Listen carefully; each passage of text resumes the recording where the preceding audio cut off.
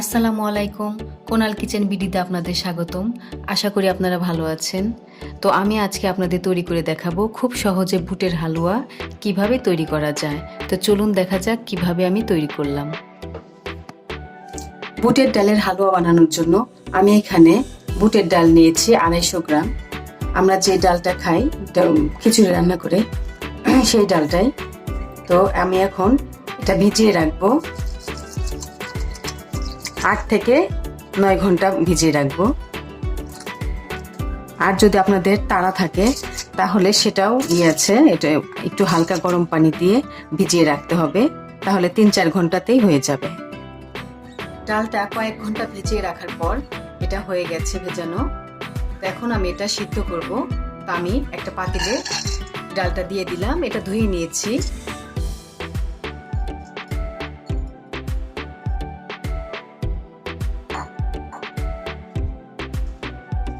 তারপর এর ভিতরে আমি হাফ কেজি দুধ দিয়ে দিলাম। দুধটা কিন্তু জাল করা। এই দুধটা দিয়ে আমি ডালটা সেদ্ধ করে নেব।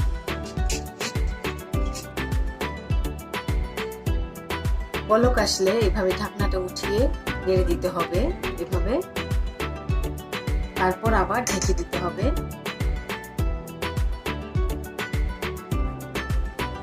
ডালটা সেদ্ধ করার সময়ই আমি দিয়ে দেব 2টা এলাচ, 2টা দারচিনি, 2-3টা, আর একটা তেজপাতা।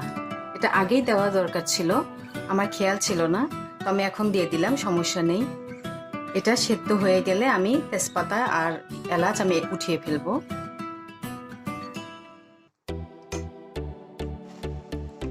চুলার আঁচটা লোতে রেখে আমি ডালটা সিদ্ধ করে নিয়েছি। এখন ডালটা কিন্তু সেদ্ধ হয়ে গেছে। এখন আমি এটা ঠান্ডা করে ব্লেন্ড করে নেব। ডালটা আমি ঠান্ডা করে শিলপাটাতে বেটে নিয়েছি। আপনারা চাইলে ব্লেন্ডারে ব্লেন্ড করে নিতে পারেন। আর আমি মশলাগুলো কিন্তু ফেলে দিয়েছি। এখন আমি হালুয়াটা রান্না করব। এখন আমি হালুয়াটা রান্না করার জন্য একটা প্যান বসিয়ে দিয়েছি। এখন আমি এর ভিতরে তেল দিয়ে দিলাম, সয়াবিন তেল দিয়ে দিলাম 3 টেবিল চামচ। আপনারা চাইলে ঘিও দিতে পারেন।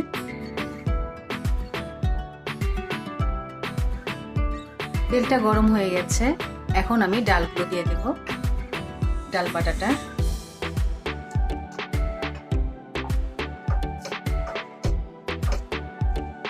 দিয়ে আমি তেলের ভেতরে একটু ভেজে নেব। ভেজে নিলে ডালের যে কাঁচা গন্ধটা সেটা থাকবে না।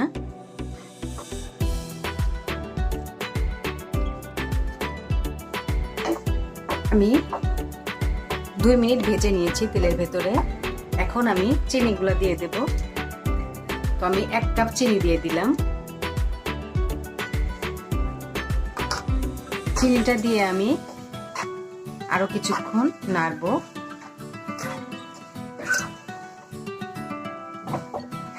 নাড়তে নাড়তে কিন্তু চিনির ভেতর থেকে পানি বের হচ্ছে অনেক।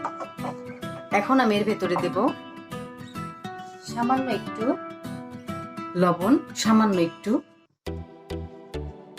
দিয়ে এটা আমি আরো নাড়তে থাকবো কিছুক্ষণ। তারপর আমি নাড়তে নাড়তে এর ভেতর দিয়ে দেব গুঁড়ো দুধ। এরকম 10 টাকা প্যাকেট একটা দিলেই হবে।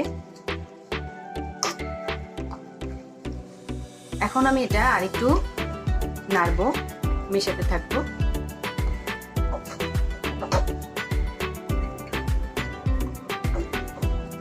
দুধটা মেশানো হয়ে গেছে।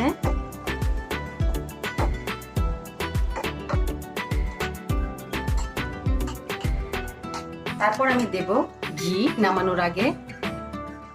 এখানে 2 চামচের মতো ঘি আছে, কারণ এটা ফ্রিজে ছিল এজন্য জমে গেছে। 2 চা চামচের মতো ঘি দিয়ে দিলাম।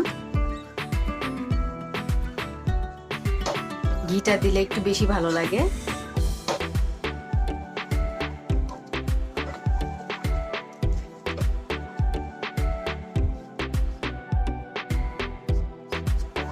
হালুয়াটা কিন্তু হয়ে গেছে।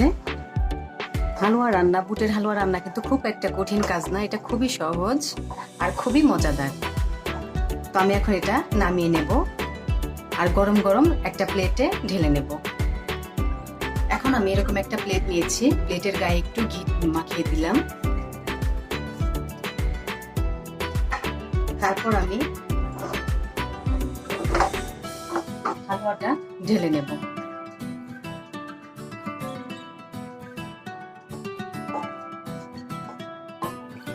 এভাবে ঢেলে আমি একটা স্প্যাচুলারের সাহায্যে এরকম সমান করে দেব। এখন আমি গরম থাকা অবস্থাতেই আমি কিছু বাদাম ছিটিয়ে দেব উপর দিয়ে।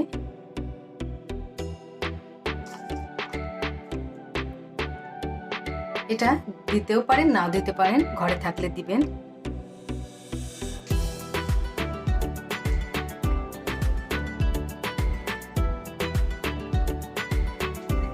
তো হালুয়াটা আমি এইভাবে কেটে নিয়েছি, দেখুন হয়ে গেছে আমাদের বুটের হালুয়া।